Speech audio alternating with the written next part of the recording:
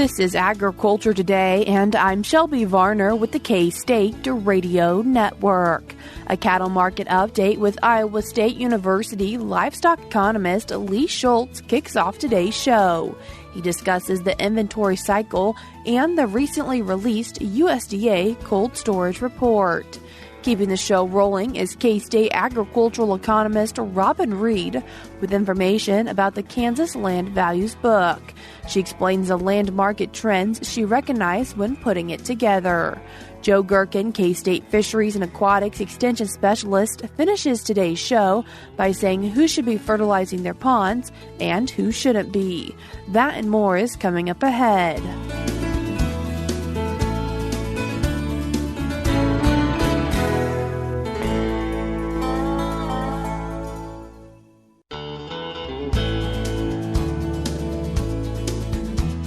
You're tuned in to Agriculture Today, and we start our Monday show with the cattle market update. And this week we're joined by Iowa State University livestock economist Lee Schulz. Lee, thanks for joining us today. Thanks for having me once again. Lee, kicking off our cattle market conversation with what is cash looking like? Overall, cash was stronger last week. I think when you look by region, roughly $1 to $2 higher. I think it generally points to a rather bullish market. When you pair that with futures, you really had to look at futures for most of last week was kind of coming back, and we've seen an overall negative week. But then Friday really hit, and Friday we've seen much higher futures prices, which I think were kind of a reflection of the stronger cash trade for the week. And so, overall, I think you point to the week being steady on average, but again, realizing there was a lot of volatility in that futures market.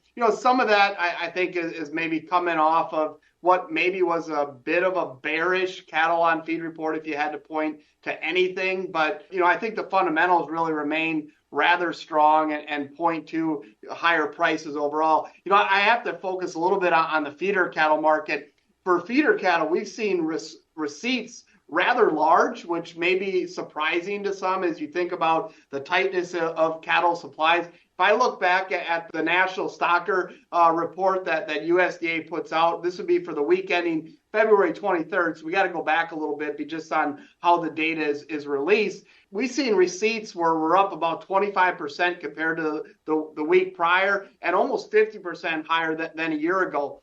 I think that's more of a reflection of the demand necessarily as much as the supply. So, as you think about the fall months are looking really attractive for feeder cattle. And so I think that's really providing a lot of strong demand there and very, very attractive sales. And then when you think about I think producers now, as we're getting into calving season, I think moving out the old crop of feeders and getting the calves in, I think that's provided some attractiveness to sell those feeder cattle. So, I think the feeder cattle market still remains relatively bullish and really, even with the larger receipts that we've seen.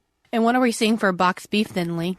So the box beef trade is I wouldn't call it maybe contra-seasonal quite yet, but we've seen very strong box beef values here as you look at the last couple of weeks. And really this last week, we were up about $5 on average for the week in the choice box beef. Part of it you have to point to the slaughter level. So it's been 2 weeks now. We've been under 600,000 head for slaughter levels, and I think that's really helped support those box beef values.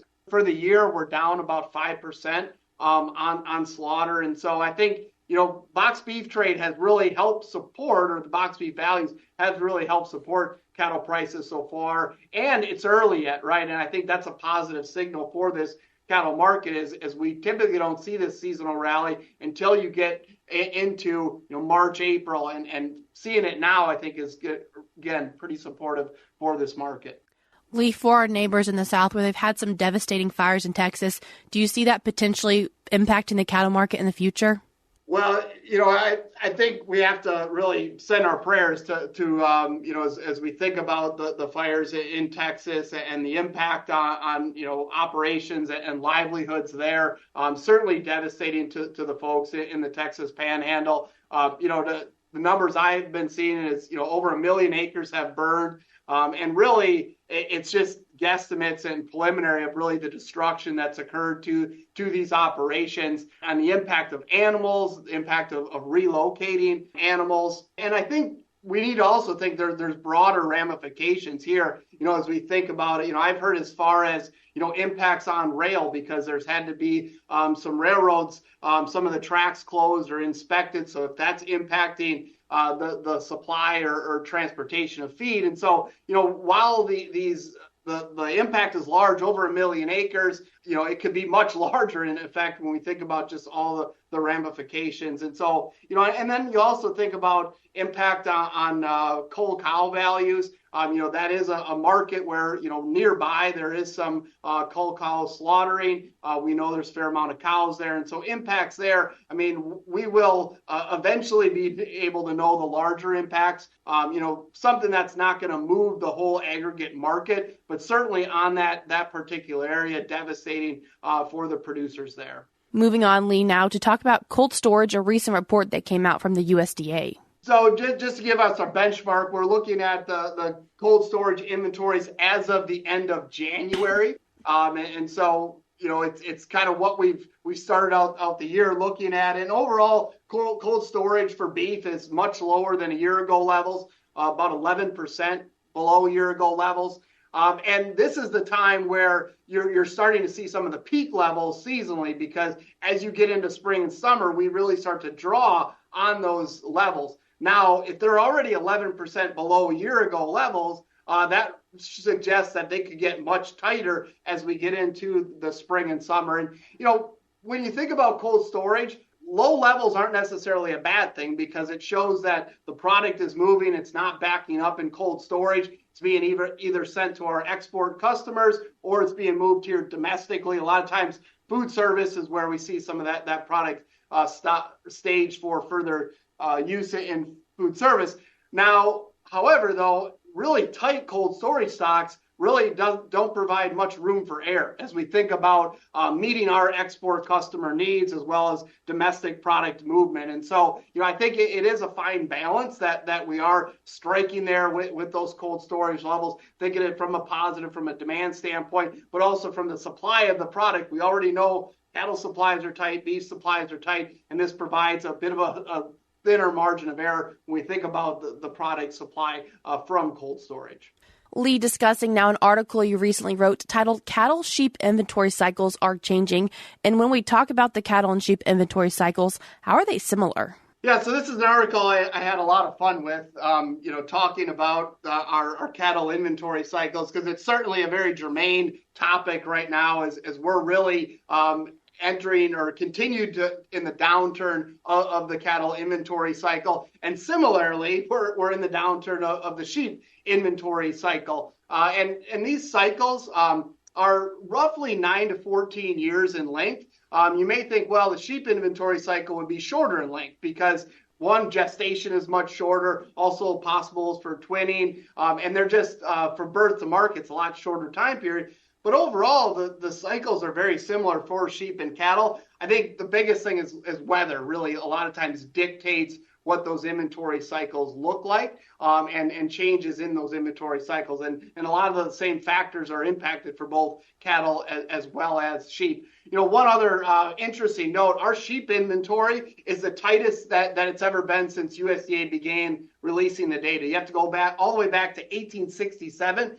We have the smallest sheep inventory here in the United States ever since they started collecting this data. So while we've seen cycles over time, the inventory has certainly decreased over time. And when you look at cattle inventories, we're the smallest since 1951 when you look at all cattle and calves. And so what are some important things maybe for producers to keep in mind for being able to survive those lows? Yeah, so I think, one is it's very difficult to time the cattle cycle, right? And so, you would obviously like to have your highest inventory when cattle inventories were the smallest nationally, because prices are typically the highest. But there's a reason why inventories are tight and prices are high at those times. So I think one thing to keep in mind as far as understanding of the cattle cycle is we are in a time of the cattle cycle where we're going to see some really strong prices the next couple of years. And so the key now is to make investments that are going to make you much more efficient, not only now, but into the future when we know cattle prices will eventually start to decline and profits also start to decline. So it sets you up for a much better when we're seeing much tougher economic times.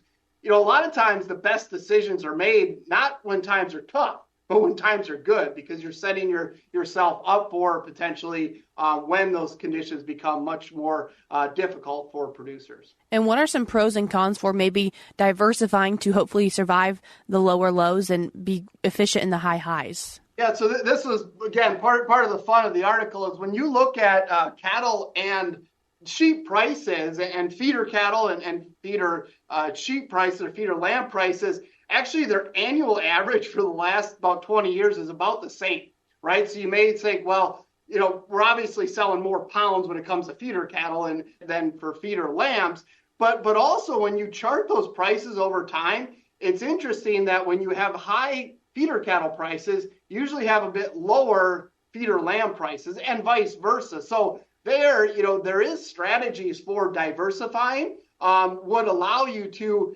benefit when cattle prices are lower from higher sheep prices. Now, that's potentially easier said than done because really you got to have enough inventory in either sheep or cattle to benefit when you have those higher prices. And a lot of times, again, it's hard to time these inventory changes as well as these price changes. Lee, I appreciate you taking the time to join us today and give us our cattle market update. All right. Thanks for having me again. That was Iowa State University livestock economist Lee Schulz. I will link his article in today's show notes on agtoday.net.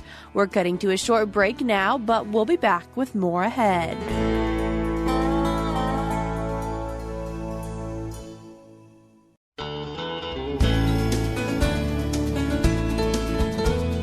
You're tuned in to Agriculture Today, and we continue our show discussing Kansas agricultural land value and trends book from 2023. And then to talk about it, we're joined by K-State agricultural economist Robin Reid. Robin, thanks for joining us today. My pleasure to be here. From 2023, what were you seeing in the land market? Well, it's been an interesting time, really the last few years.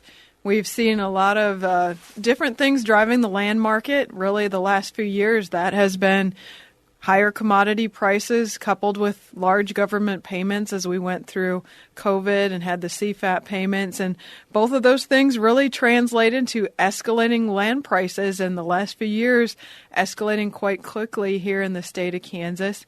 But now as we're looking kind of into that murky crystal ball, we have commodity prices coming down here in the last few weeks or more, kind of to some worrisome levels.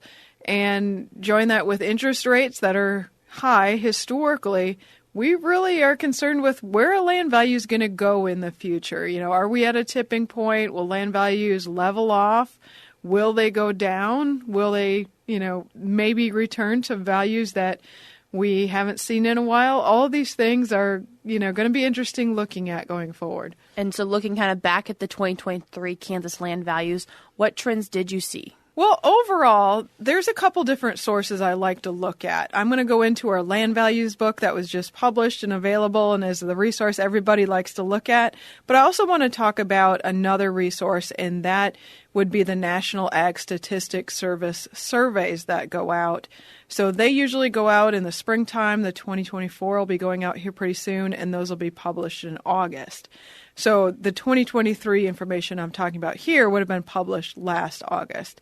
But in that report, basically we saw land prices still going up and going up quite significantly. When you look at both pasture and non-irrigated crop ground, it was up about 16% from where we were in 2022. And the interesting thing about that is Kansas continues to go up at a faster rate than most of our surrounding states, pasture land especially. And I think there's some hunting influence and things like that in there. But overall, again, 2023 was a strong value increase. Now, to look at a historical perspective using that data, and the reason I use that data is we have this going back even into the 1800s as far as what the average land price was in the state of Kansas. So that is really neat to look at trends. And really, what we've seen recently, we've seen a large run-up prior to 2014, we saw right what we saw just the last few years of land prices increasing anywhere from 10 to 15, even 20% year over year. And then we hit 2015. And if producers out there remember, that was a really tough year. We had an average net farm income for our Kansas Farm Management Association farms of less than $9,000 that year. So $9,000 to pay your principal payments for your family to live off of. Obviously, was some very big financial stress in those years. We were worried we were going to where land values in those years might be going back to the 1980s. We'd see some large decreases in land values after we saw such a big run-up. And as history shows now, that really didn't happen. We saw leveling off of the land values market. And as we climbed out of that, had some of those government payments with the conflict in China, the marketing facilitation payments, and then CFAP, we climbed out of that situation. And as I said, the last few years really got back to a very hot market, very increasing land value market. So as I led in the beginning, where we go from here will be interesting because we're not falling in profitability like we did back in 2015. And again, then land values just kind of leveled off. So I'm hoping we're kind of at that point of maybe we're going to have land values in this next year kind of leveling off, maybe increasing somewhat in certain places or decreasing a little bit in other places. But the ag profitability would say we probably are going to be in a holding pattern of land values here in the coming year. So within this book, what are things people can find? We've been doing this for about 5 years now, and before that we had some other county-level resources. When I've talked about the state trends, obviously what I'm saying is a state number doesn't really help anybody know their own land value in any area of the state. So this book is a book that we've been publishing the last 5 years, and it's a unique partnership between the Agricultural Economics Department here at K-State and the Kansas Society of Farm Managers and Rural Appraisers. So the data that goes into this book is not survey data. It is actual land sales that have occurred across the state of Kansas and involved agriculturally classified land. Now, as we put this book together, we typically have waited till we have a full set of data. A change we made this year is we're using the first 3 quarters of 2023 and the last quarter of 2022. And that is so we can get this book out soon after the first of the year when everybody is looking for this information. So just know the book is a little bit different timing this year just to try to get it out sooner. But within this book, what you're going to see, again, these are actual land sales. We know the county that the sale occurred. We know the acres of the sale, the mixture of irrigated, non-irrigated, and pasture land, and then any improvements or buildings or houses on the land would be removed. So it's just the land value. Within this, we take it down to the 9 crop reporting districts across the state of Kansas. So each crop reporting district has its own section in the book. And then we bring that down to county level values. So kind of some stipulations with that. You will only see a county level value if we had enough sales to report one. And what I mean there is we are looking to make sure there are enough Puritan sales in the county to report, let's say, a non-irrigated cropland value. And what Puritan means is parcels that are 90% or more non-irrigated crop ground. We have a lot of mixed parcels that sell across the state, and we have some ways that we can estimate what percentage of that sale is driven by the pasture and the non-irrigated component, but we really need a good set of Puritan sales to know really what that county level value is running at. So if you don't see your county, that would be why. There just were not enough sales. But as you go to the book and look at the county values, you'll see a minimum, a maximum, and then an average value for non-irrigated crop ground, pasture land, and even irrigated crop ground in some of our crop reporting districts that have a significant amount of irrigation. Any big shockers that you saw in this book for this year? I think things were pretty much in line with our expectations. We knew things were continuing to go up in 2023, but we're definitely hearing towards the end of the year or even by the midpoint of the year that things were starting to slow down as far as how fast they were increasing. I don't want anyone to listen to this radio show and think land values went down last year because they haven't. Basically, what we saw was an increase on the state level of non-irrigated crop ground, about 9%, and then pasture ground about 2% over the book values from 2022. Irrigated crop ground, I guess, would be, the one that was maybe a little more surprising. We saw a 25% increase in irrigated land values. But compared to non-irrigated and pasture, there's just not a whole lot of irrigated sales each year and just located in specific regions of Kansas, but really points to the irrigated land market in western Kansas primarily is definitely very strong still. How can people use this book then for their benefit? Well, there's a lot of interesting things just reading through the book, looking at the trends at the state level, at the crop reporting district level, and then the county level values. Another interesting thing that is new in the book this year is just looking at the amount of acres that have sold.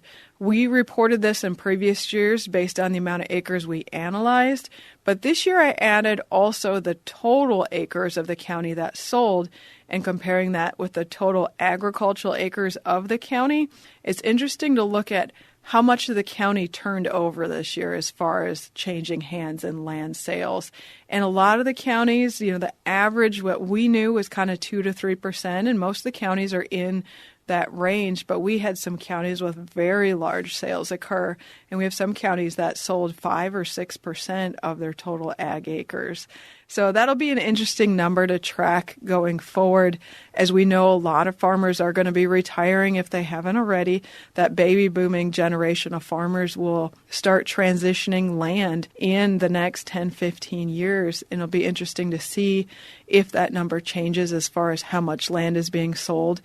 And also just as the market may cool off here in the next year, will landowners start holding land and not putting on the market if they are thinking land values are plateaued? And if they do go down, how that might affect land sales volume. For people who'd like to get their hands on the Kansas Agricultural Land Value and Trends book from 2023, where can they do that? So the best way, if you're online, is to go to our website, agmanager.info, and it's on the land and leasing page. Otherwise, if you want a physical copy of the book, it's 64 pages, so quite comprehensive. Those just shipped out and should be available at all of our 105 county extension offices across the state. So again, agmanager.info. If you want to find it right away, you can search the Land Values Book 2023 or go to your county office and pick up a copy. Robin, I appreciate you taking the time to join us today and share with us some information from this book. Thank you for having me. That was K-State agricultural economist Robin Reid. I will link the Kansas Land Values book in today's show notes on agtoday.net. We're cutting to a short break now, but we'll be back with more ahead.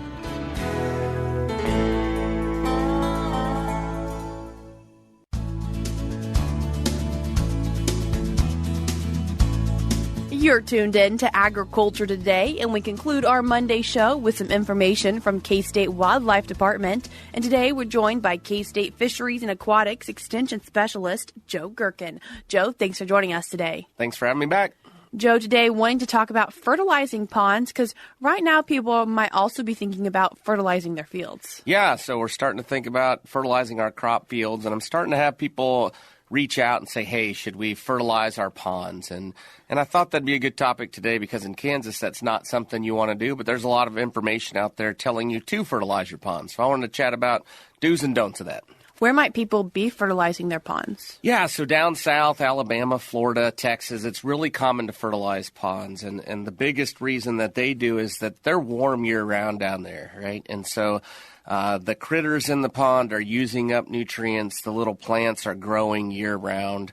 When they're utilizing those nutrients year-round, ponds do tend to use up all the nutrients that are available for them.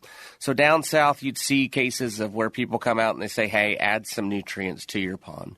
In Kansas, as we know, it gets kind of chilly at times, right? And so our plants tend to stop growing sometime around October when the water temperatures get below about 55 degrees. And they stay that way until, well, about this time of year when they start to warm up a little bit. So sometime around, early mid-March, we start to see plants start to show up again. So because we don't have growth year-round, we don't need to fertilize our ponds. For people who might be dealing with ponds in the south, when should they be fertilizing them? Yeah, so if you're down south, you would want to fertilize your ponds about this time of year. So you'd want to make sure once those plants, really start growing, the water temperatures are warming up, that they have enough nutrients. Again, I want to emphasize that in Kansas, it is very rare to have a pond that needs nutrients. Most of our ponds are eutrophic, which means they have too many nutrients. A pond that doesn't have enough nutrients would be called oligotrophic, and it's just not common to see oligotrophic lakes in Kansas. So for those ponds that don't have enough nutrients, how does fertilization take place? So for the ponds that don't have enough nutrients down south, right, and so they're using up all their nutrients, and plants are just basically going to be starved. They're going to kind of slow down. They'll still be alive, but they're not going to reproduce at all. And so, again, we have enough nutrients in our ponds in Kansas that most of the time the plants have enough nutrients to divide and grow. So what we end up seeing is, instead of not having enough plants, we end up seeing too many plants. And so both of those are a problem. If you don't have enough plants, you might run into issues like really small fish won't have anything to feed on because they feed on a lot of those phytoplankton, those really small plants.